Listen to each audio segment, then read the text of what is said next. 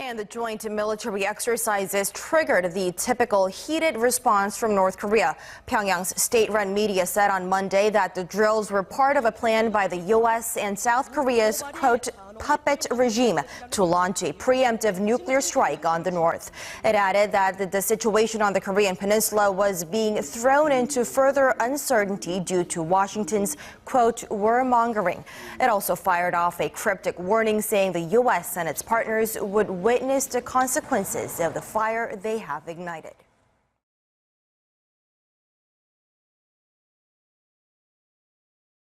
Staying with the combined drills, one notable difference in this year's ulchi-freedom Guardian is the reduced number of U.S. soldiers participating in it. However, Washington's defense chief assured the only reason behind the change is that fewer troops are required for this year's exercise. Yoo Jun-hee explains further. The annual ulchi-freedom Guardian military exercise between South Korea and the U.S. is now underway against the backdrop of heightened tensions with North Korea. However, this year, fewer U.S. military personnel are taking part, raising speculation that Washington may be concerned about a hair-trigger reaction from Pyongyang that could potentially result in a full-blown conflict. However, U.S. Secretary of Defense James Mattis clarified on Sunday that it simply reflected the diminished requirement for manpower, not because of any particular concerns nor objections from North Korea. North Korea knows this is a wholly defensive, for whatever they may say for public consumption. They know this is a defensive exercise. It's been going on, for decades. I mean, the name has changed over the years, but it's the same exercise that's been going on. Amid a touch-and-go situation on the Korean Peninsula, China and Russia had urged the U.S. to cancel the joint exercise to no avail. The ulchi-freedom Guardian will take place until August 31st and involve computer-based drills designed to simulate a conflict scenario with a nuclear-armed North Korea. On Sunday, Pyongyang state-run media called the exercise a reckless behavior that was driving the Korean Peninsula to the brink of nuclear war. It also warned its military can target the U.S. at any time with a barrage of missiles, saying neither Guam, Hawaii, nor the U.S. mainland would be safe from its, quote, merciless strike. This is just the latest in the escalating verbal tit-for-tat between Washington and Pyongyang, with President Trump warning North Korea will face fire and fury earlier this month. The regime responded by threatening to fire missiles toward Guam, although later saying it was putting that plan on ice while waiting to see what the U.S. does next. Yoo Jun-hee, Arirang News.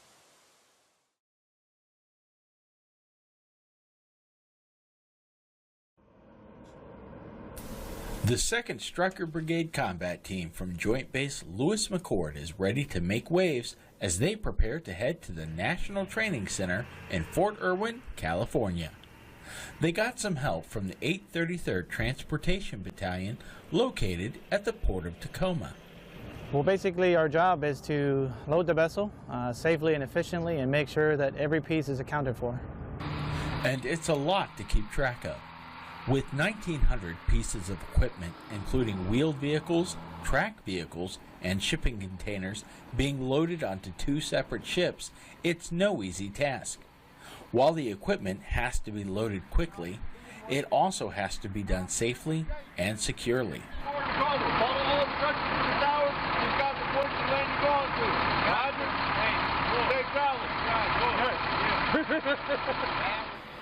Each vehicle and container must be thoroughly inspected before being loaded for any leaks or damage that could cause issues during transport. I would say an average of 40 to 50 pieces per hour. That's the average that we can load for an exercise like this one. With so much riding on the unit's ability to rapidly deploy, operations like this one help them to set benchmarks to improve and succeed. I think it's a great exercise. I think that it actually puts our capabilities to the test.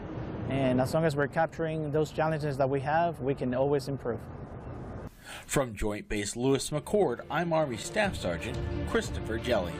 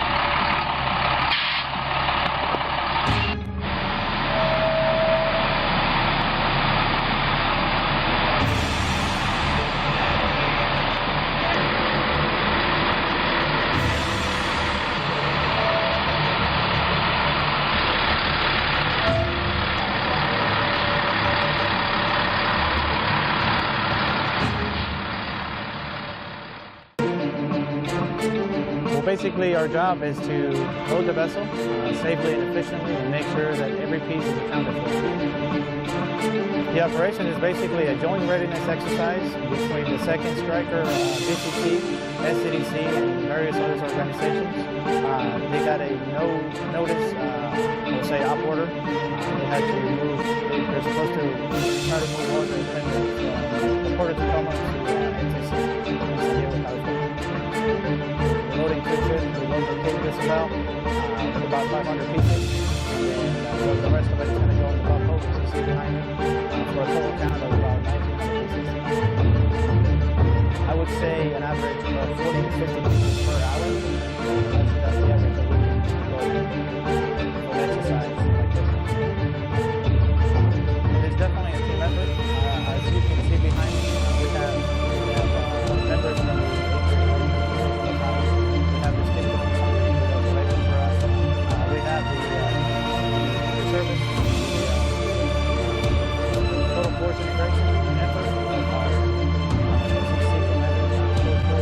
so it takes a lot of people. That's not counting all the people behind the scenes that are, coordinating security, operations, all kinds of stuff that you're not able to see. It is a great experience. It's a great experience. I'm honored to be here. I get to work with our industry partners. Again, like we're working with the Coast Guard, we're working with the Navy, we're working with the commercial port.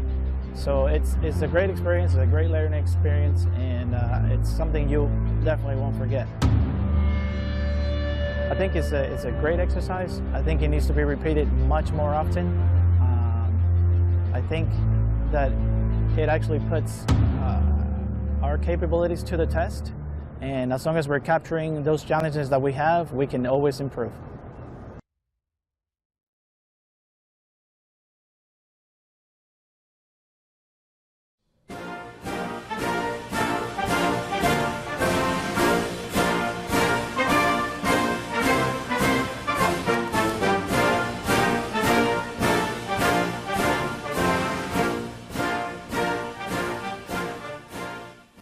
Thank you very much. Thank you. Please be seated.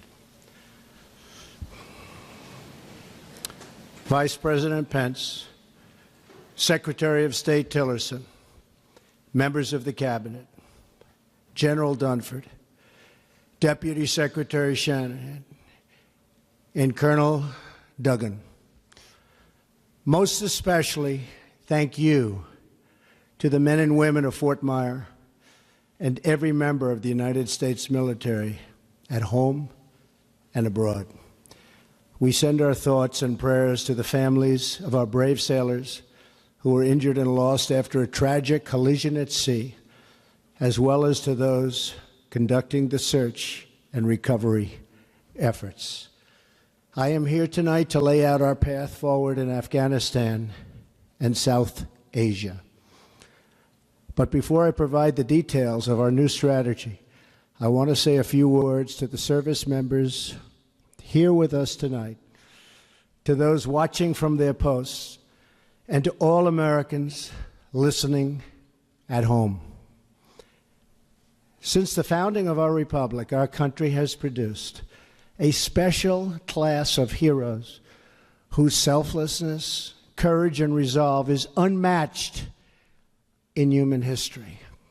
American patriots from every generation have given their last breath on the battlefield for our nation and for our freedom. Through their lives, and though their lives were cut short, in their deeds they achieved total immortality. By following the heroic example of those who fought to preserve our republic, we can find the inspiration our country needs to unify, to heal, and to remain one nation under God. The men and women of our military operate as one team with one shared mission and one shared sense of purpose. They transcend every line of race, ethnicity, creed, and color to serve together and sacrifice together in absolutely perfect cohesion. That is because all service members are brothers and sisters. They're all part of the same family. It's called the American family. They take the same oath, fight for the same flag, and live according to the same law. They are bound together by common purpose, mutual trust, and selfless devotion to our nation and to each other. The soldier understands what we as a nation too often forget, that a wound inflicted upon a single member of our community is a wound inflicted upon us all. When one part of America hurts, we all hurt. And when one citizen suffers an injustice, we all suffer together. Loyalty to our nation demands loyalty to one another. Love for America requires love for all of its people. When we open our hearts to patriotism, there is no room for prejudice, no place for bigotry, and no tolerance for hate. The young men and women we send to fight our wars abroad deserve to return to a country that is not at war with itself at home. We cannot remain a force for peace in the world if we are not at peace with each other. As we send our bravest to defeat our enemies overseas, and we will always win, let us find the courage to heal our divisions within.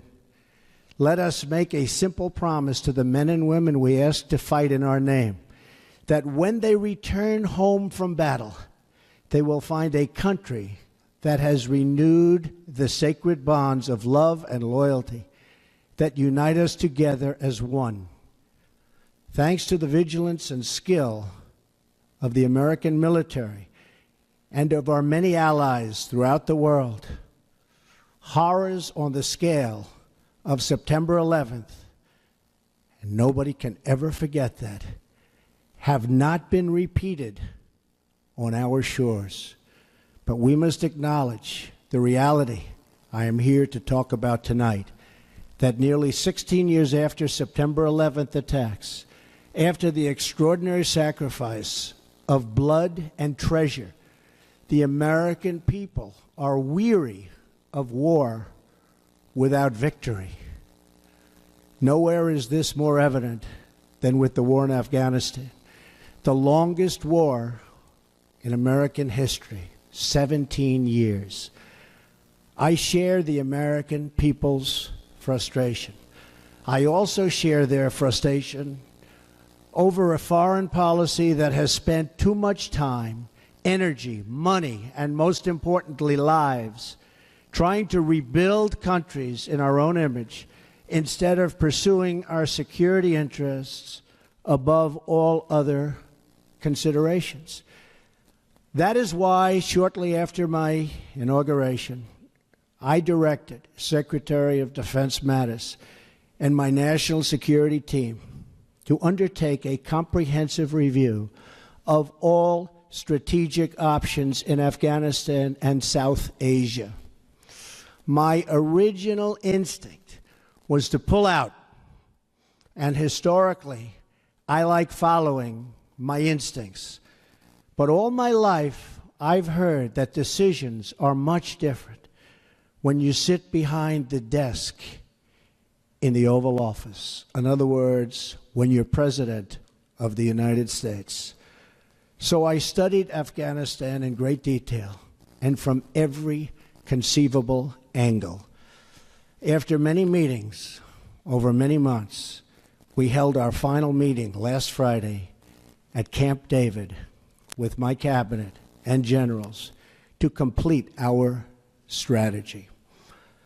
I arrived at three fundamental conclusions about America's core interests in Afghanistan. First, our nation must seek an honorable and enduring outcome worthy of the tremendous sacrifices that have been made, especially the sacrifices of lives. The men and women who serve our nation in combat deserve a plan for victory. They deserve the tools they need and the trust they have earned to fight and to win. Second, the consequences of a rapid exit are both predictable and unacceptable. 9/11, the worst terrorist attack in our history, was planned and directed from Afghanistan because that country was ruled by a government that gave comfort and shelter to terrorists. A hasty withdrawal would create a vacuum that terrorists, including ISIS and Al-Qaeda, would instantly fill, just as happened before September 11th. And as we know, in 2011, America hastily and mistakenly withdrew from Iraq. As a result, our hard-won gains slipped back into the hands of terrorist enemies. Our soldiers watched as cities they had fought for and bled to liberate, and won, were occupied by a terrorist group called ISIS. The vacuum we created by leaving too soon gave safe haven for ISIS to spread, to grow, recruit, and launch attacks. We cannot repeat in Afghanistan the mistake our leaders made in Iraq. Third and finally, I concluded that the security threats we face in Afghanistan and the broader region are immense. Today, 20 U.S. designated foreign terrorist organizations are active in Afghanistan and Pakistan, the highest concentration in any region, anywhere in the world. For its part, Pakistan often gives safe haven to agents of chaos, violence, and terror. The threat is worse because Pakistan and India are two nuclear-armed states whose tense relations threaten to spiral into conflict, and that could happen. No one denies that we have inherited a challenging and troubling situation in Afghanistan and South Asia, but we do not have the luxury of going back in time and making different or better decisions. When I became president, I was given a bad and very complex hand, but I fully knew what I was getting into, big and intricate problems. But one way or another, these problems will be solved. I'm a problem solver. And in the end, we will win. We must address the reality of the world as it exists right now, the threats we face, and the confronting of all of the problems of today, and extremely predictable consequences of a hasty withdrawal. We need look no further than last week's vile, vicious attack in Barcelona to understand that terror groups will stop at nothing to commit the mass murder of innocent men, women, and children. You saw it for yourself. Horrible. As I outlined in my speech in Saudi Arabia 3 months ago, America and our partners are committed to stripping terrorists of their territory, cutting off their funding, and exposing the false allure of their evil ideology. Terrorists who slaughter innocent people will find no glory in this life or the next. They are nothing but thugs and criminals and predators and, that's right, losers. Working alongside our allies, we will break their will, dry up their recruitment, keep them from crossing our borders, and yes, we will defeat them, and we will defeat them handily. In Afghanistan and Pakistan, America's interests are clear. We must stop the resurgence of safe havens that enable terrorists to threaten America. and we must prevent nuclear weapons and materials from coming into the hands of terrorists and being used against us or anywhere in the world, for that matter. But to prosecute this war, we will learn from history. As a result of our comprehensive review, American strategy in Afghanistan and South Asia will change dramatically in the following ways. A core pillar of our new strategy is a shift from a time-based approach to one based on conditions. I've said it many times, how counterproductive it is for the United States to announce in advance the dates we intend to begin or end military options. We will not talk about numbers of troops or our plans for further military activities. Conditions on the ground, not arbitrary timetables, will guide our strategy from now on. America's enemies must never know our plans or believe they can wait us out. I will not say when we are going to attack, but attack we will. Another fundamental pillar of our new strategy is the integration of all instruments of American power, diplomatic, economic, and military, toward a successful outcome. Someday, after an effective military effort, perhaps it will be possible to have a political settlement that includes elements of the Taliban in Afghanistan. But nobody knows if or when that will ever happen. America will continue its support for the Afghan government and the Afghan military as they confront the Taliban in the field. Ultimately, it is up to the people of Afghanistan to take ownership of their future, to govern their society, and to achieve an everlasting peace. We are a partner and a friend, but we will not dictate to the Afghan people how to live or how to govern their own complex society. We are not nation building again. We are killing terrorists. The next pillar of our new strategy is to change the approach and how to deal with Pakistan. We can no longer be silent about Pakistan's safe havens for terrorist organizations, the Taliban, and other groups that pose a threat to the region and beyond. Pakistan has much to gain from partnering with our effort in Afghanistan. It has much to lose by continuing to harbor criminals and terrorists. In the past, Pakistan has been a valued partner. Our militaries have worked together against common enemies. The Pakistani people have suffered greatly from terrorism and extremism. We recognize those contributions and those sacrifices.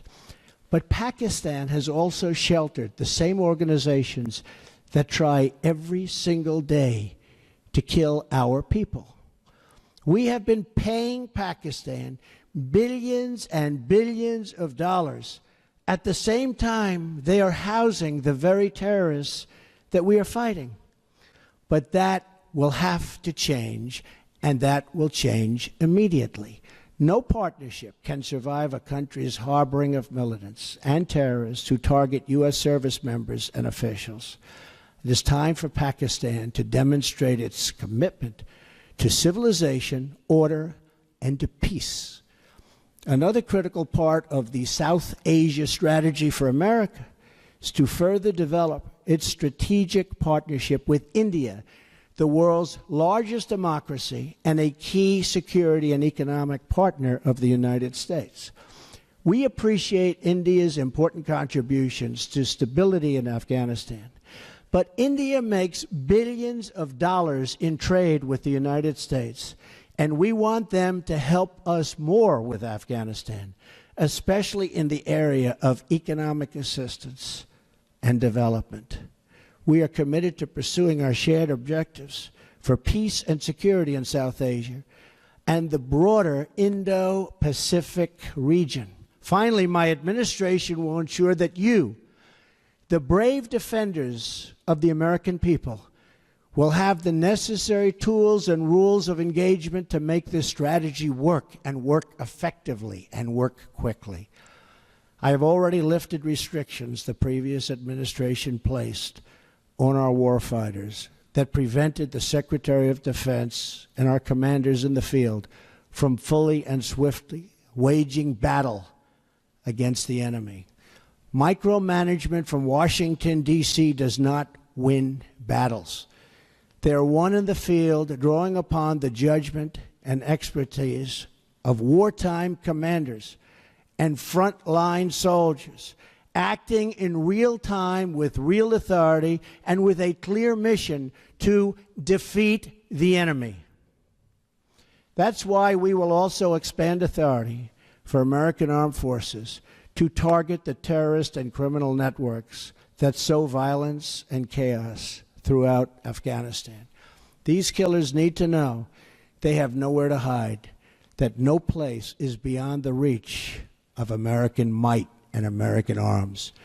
Retribution will be fast and powerful as we lift restrictions and expand authorities in the field. We are already seeing dramatic results in the campaign to defeat ISIS, including the liberation of Mosul in Iraq. Since my inauguration, we have achieved record-breaking success in that regard. We will also maximize sanctions and other financial and law enforcement actions against these networks to eliminate their ability to export terror. When America commits its warriors to battle, we must ensure they have every weapon to apply swift, decisive, and overwhelming force. Our troops will fight to win. We will fight to win. From now on, victory will have a clear definition: attacking our enemies, obliterating ISIS, crushing al-Qaeda, preventing the Taliban from taking over Afghanistan, and stopping mass terror attacks against America before they emerge. We will ask our NATO allies and global partners to support our new strategy with additional troop and funding increases in line with our own. We are confident they will. Since taking office, I have made clear that our allies and partners must contribute much more money to our collective defense, and they have done so. In this struggle, the heaviest burden will continue to be borne by the good people of Afghanistan and their courageous armed forces. As the Prime Minister of Afghanistan has promised, we are going to participate in economic development to help defray the cost of this war to us. Afghanistan is fighting to defend and secure their country against the same enemies who threaten us. The stronger the Afghan security forces become, the less we will have to do. Afghans will secure and build their own nation and define their own future. We want them to succeed, but we will no longer use American military might to construct democracies in faraway lands or try to rebuild other countries in our own image. Those days are now over. Instead, we will work with allies and partners to protect our shared interests. We are not asking others to change their way of life, but to pursue common goals that allow our children to live better and safer lives. This principled realism will guide our decisions moving forward. Military power alone will not bring peace to Afghanistan or stop the terrorist threat arising in that country. But strategically applied force aims to create the conditions for a political process to achieve a lasting peace. America will work with the Afghan government as long as we see determination and progress. However, our commitment is not unlimited, and our support is not a blank check. The government of Afghanistan must carry their share of the military, political, and economic burden. The American people expect to see real reforms, real progress, and real results. Our patience is not unlimited. We will keep our eyes wide open. In abiding by the oath I took on January 20th, I will remain steadfast in protecting American lives and American interests. In this effort, we will make common cause with any nation that chooses to stand and fight alongside us against this global threat. Terrorists, take heed. America will never let up until you are dealt a lasting defeat. Under my administration, many billions of dollars more is being spent on our military, and this includes vast amounts being spent on our nuclear arsenal and missile defense.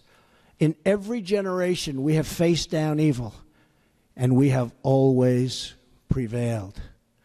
We prevailed because we know who we are and what we are fighting for. Not far from where we are gathered tonight, hundreds of thousands of America's greatest patriots lay in eternal rest at Arlington National Cemetery. There is more courage, sacrifice, and love in those hallowed grounds than in any other spot on the face of the earth. Many of those who have fought and died in Afghanistan enlisted in the months after September 11th, 2001. They volunteered for a simple reason. They loved America, and they were determined to protect her. Now we must secure the cause for which they gave their lives. We must unite to defend America from its enemies abroad. We must restore the bonds of loyalty among our citizens at home. And we must achieve an honorable and enduring outcome worthy of the enormous price that so many have paid. Our actions, and in the months to come, all of them will honor the sacrifice of every fallen hero, every family who lost a loved one, and every wounded warrior who shed their blood in defense of our great nation. With our resolve, we will ensure that your service and that your families will bring about the defeat of our enemies and the arrival of peace. We will push onward to victory with power in our hearts, courage in our souls, and everlasting pride in each and every one of you. Thank you. May God bless our military, and may God bless the United States of America. Thank you very much. Thank you.